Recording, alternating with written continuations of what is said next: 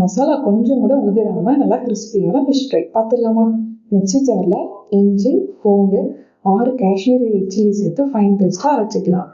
இப்போ அரைச்ச பேஸ்ட்டை சேர்த்து 1 டீஸ்பூன் தனியாத்தூள், 1/2 teaspoon garam masala, 3 teaspoon cornflour சேர்த்துட்டு தேவையான அளவு உப்பு சேர்த்து லெமன் ஜூஸ் புழிஞ்சு நல்லா திக்கான பேஸ்ட்டாக கலக்கிக்கலாம்.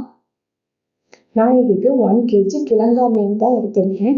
மசாலா நல்லா அப்ளை பண்ணிட்டு கருவேப்பிலை தூவி ஒரு 1 hour ஊற வச்சிடலாம். இப்போ மீன் நல்லா ஊறிச்சு ஆயிலில் போட்டு டீப் ஃப்ரை பண்ணி எடுத்துக்கலாம்.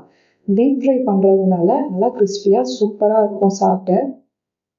கார்ன்ஃப்ளவர் சேர்த்து நீங்கள் பொரிச்சிங்கன்னா மசாலா கொஞ்சம் கூட உதிராது, பாத்திரத்துலேயும் ஒட்டாது, வெளியே நல்லா கிறிஸ்பியாக உள்ள சாப்பிட்டா சூப்பராக இருக்கும். ஒரு டைம் இந்த மாதிரி பண்ணி பாருங்கள். இப்போ நல்லா மீன் வெந்துருச்சு, ஆயிலிருந்து எடுத்துடலாம். நல்லா சூப்பரான கிழங்கா fish fry ready. Thanks for வாட்சிங்.